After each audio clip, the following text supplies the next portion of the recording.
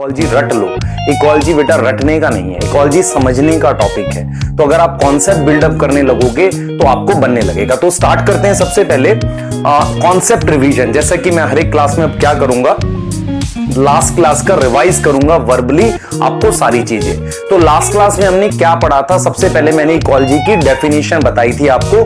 मैंने बोला था इकोलॉजी एक ऐसी ब्रांच है बायो की जो डील करती है इंटरेक्शन।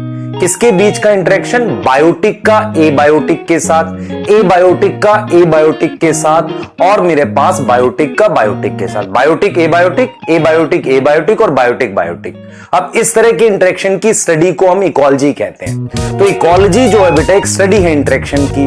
साइंटिस्ट का नाम अर्नस्ट हैक्ल और फादर ऑफ इंडियन इकोलॉजी जो है रामदेव मिश्रा, जो मैंने इंपॉर्टेंट कहा था आपके लिए है नीट के पर्पज से, क्योंकि एनसीईआरटी में फोटोग्राफ दे रखी है और साइंटिस्ट का नाम स्टार्टिंग में दे रखा है। और दूसरा इंपॉर्टेंट पॉइंट जो इकोलॉजी के लिए आप ध्यान रखोगे वो ये था कि मैंने आपको लेवल्स ऑफ इकोलॉजी पढ़ाए थे।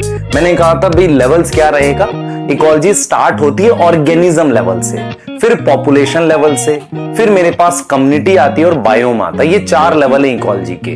तो सबसे छोटा लेवल ऑर्गेनिज्म लेवल है। और जब हम ऑर्गेनिज्म लेवल की बात करते हैं तो हम कौन सी इकोलॉजी पढ़ते हैं? याद करो, हम पढ़ते हैं बेटा फिजियोलॉजिकल इकोलॉजी। मतलब क्या हुआ, अब मान लो कोई ऑर्गेनिज्म है, वो किस तरीके से बाहर के एनवायरनमेंट में अडेप्ट कर रहा है, क्या वो खा रहा है, क्या उसकी जरूरतें हैं, कैसे वो सारा काम कर रहा है, उस इकोलॉजी को हम फिजियोलॉजिकल इकोलॉजी कहते हैं। वो ऑर्गेनिज्म लेवल पे होगा। और पॉपुलेशन लेवल पर जब इकोलॉजी पढ़ेंगे तो वहां पे बर्थ रेट, डेथ रेट, ऐसी बातें करेंगे। ठीक है, व्हाट इज पॉपुलेशन?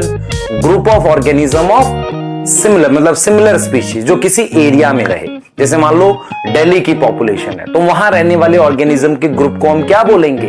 पॉपुलेशन बोलेंगे। क्या आपको समझ आ रहा है चीज?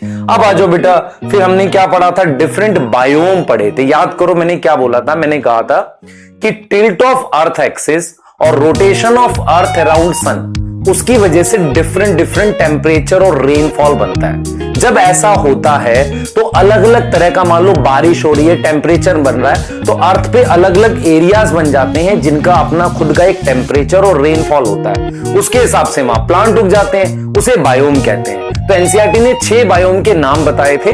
सबसे पहले था आर्कटिक और एल्पाइन टुंड्रा, जहां बर्फ जमी रहती है। फिर उसके बाद थोड़ा सा उससे मतलब नीचे आएंगे पहाड़ से, माउंटेन से, तो कॉनीफेरस आ जाता है। फिर आपके पास एक ग्रासलैंड होते हैं, एक डेजर्ट होता है, एक टेम्परेट होता है जहां पे सीजन होते हैं, और ट्रॉपिकल होता है जो इक्वेटर के पास होता है। तो ये 6 बायोम आपको बताए गए थे। इसके अलावा और भी होते हैं, पर इन 6 पर मेन फोकस था टेम्परेचर और रेनफॉल का लेके। तो सबसे कम रेनफॉल किस में थी? डेजर्ट में। उसका एवरेज टेम्परेचर आपने याद करना था।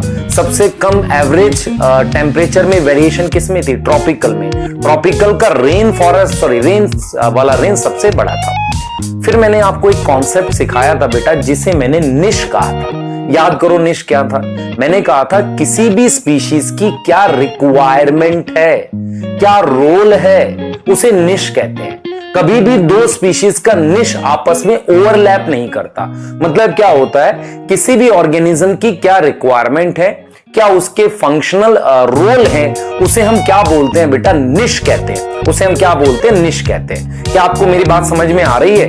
उसे हम क्या बोलते हैं बेटा? निश कहते हैं। निश समझ में आ गया? चलिए, अब मैंने यहां कहा था कि 2 स्पीशीज का कभी भी निश सेम नहीं होता।